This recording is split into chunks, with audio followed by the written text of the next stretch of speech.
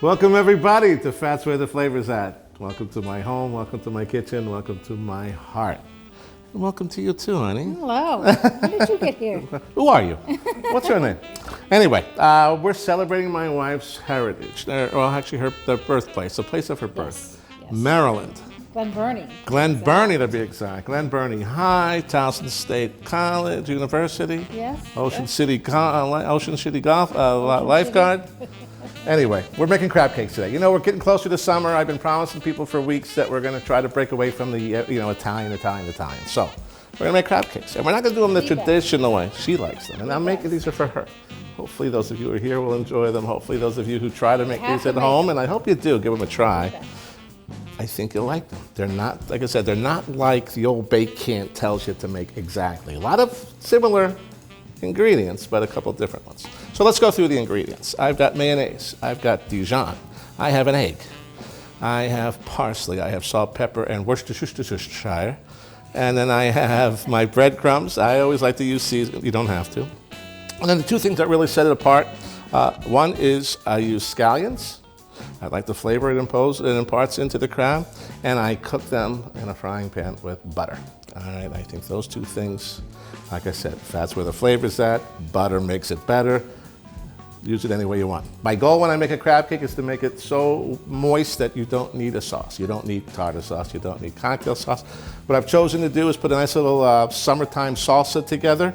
I have some corn that I've charred on the grill and taken off the cob with some sweet red pepper, some jalapeno, some red onion, and some mango, just to add a little sweet component to it as well. We're gonna just flash saute that and use that sort of as the foundation or the base to set the crab cake on. So let's make the crab cake mixture first. Start with the mayonnaise, not too much, about a tablespoon of mayo, maybe a little more than that. And then from there, we're gonna add the Dijon. Again, not too much, it's got a pretty strong flavor. We're going to take the egg. We're going to throw that in there. All right. Let's go ahead and get this mixed up. And what I'm basically doing is just creating a nice dressing.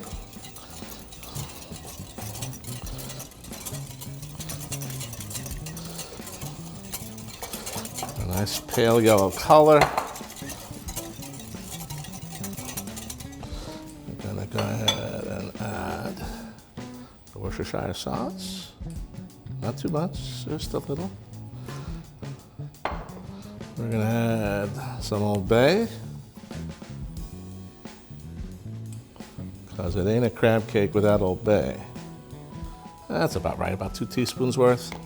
We're going to add some fresh chopped parsley. We're going to add a little salt. And a little fresh cracked black pepper.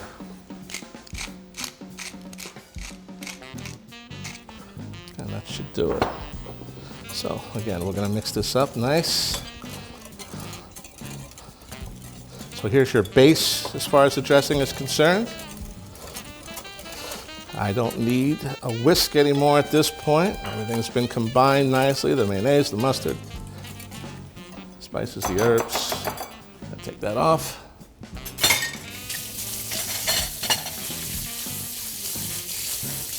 To give my back.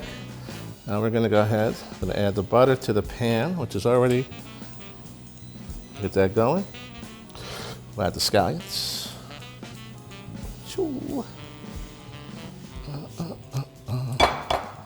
We'll mix that up nicely. Just sort of work it all in. And then we'll add the crab meat. Again, beautiful jumbo lump crab meat. Thank you, Fish Peddler East, for bringing this in for us. It's worth every penny. And we'll just sort of gently add that to the dressing.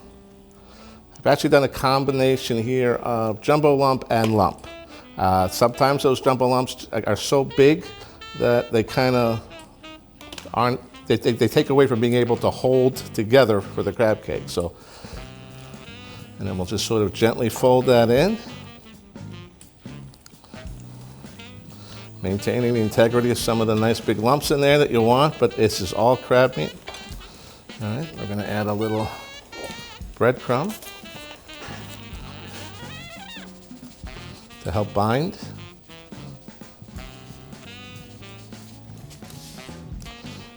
Now the thing with these crab cakes is, and sometimes it happens, and I'm okay when it happens, is they will break apart. What I'll do is I'm gonna brown them in the pan with the butter once I form them.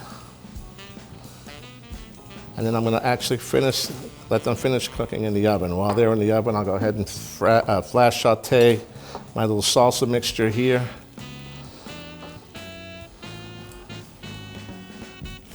Would you hand me that piece of parchment?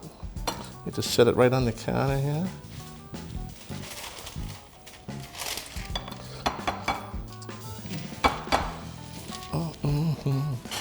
And let's start making our crab cakes. All right. I like to usually get somewhere between 4 and 6, depending on the roll. Put it in there nicely. Nice. Let's see.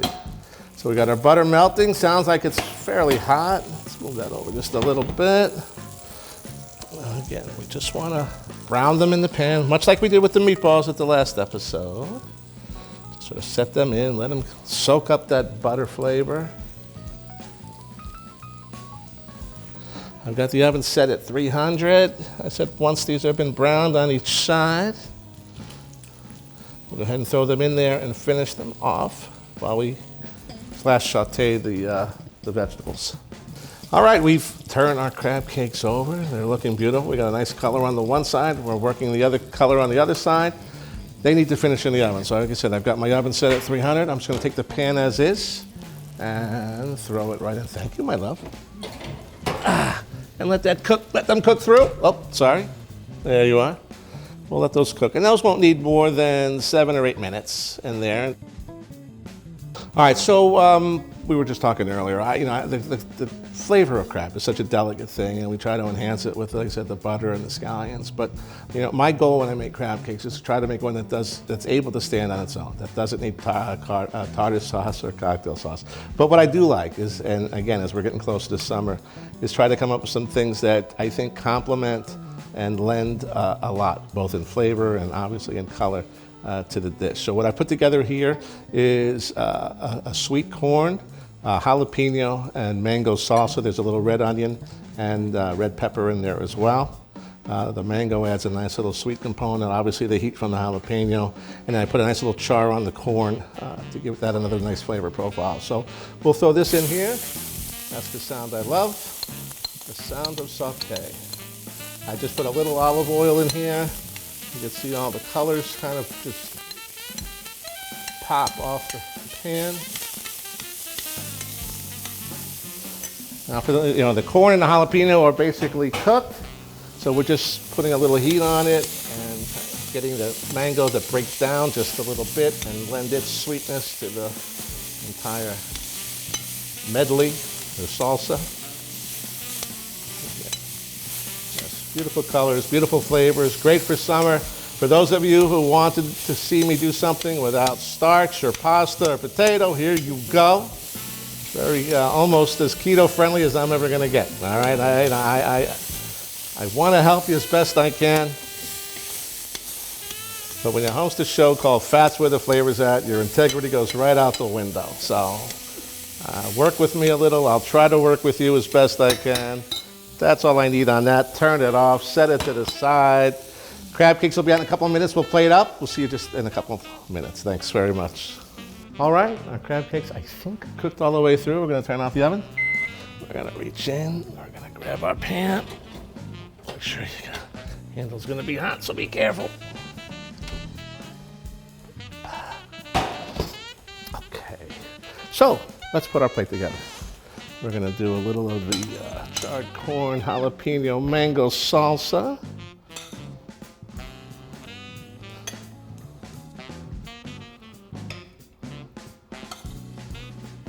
On the plate we go.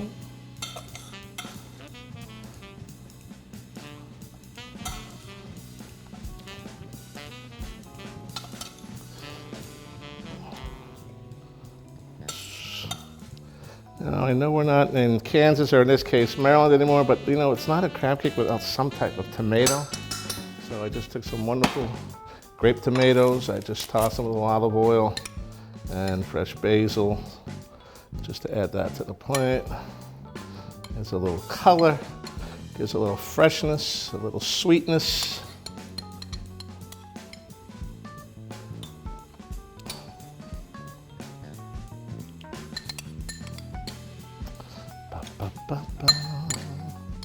All right. And we'll take our crab cakes. We'll just set that on top, like so. Like so. Turn this over.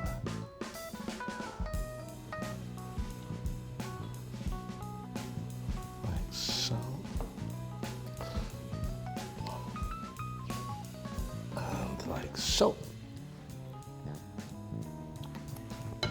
And that is our Maryland crab cake with charred corn, mango, jalapeno salsa, a couple of cherry tomatoes. Hope you like it. Yummy. There's Bonnie. Thank you. Fresh basil too. There you are, sir. Yes, sir. Honey? Honey bear? I got 2 more for him, Kevin, to take home. All right. Please, indulge. Dig in. Not yet. Take a bite or 2, make sure they're okay. All right. Make sure they taste all right.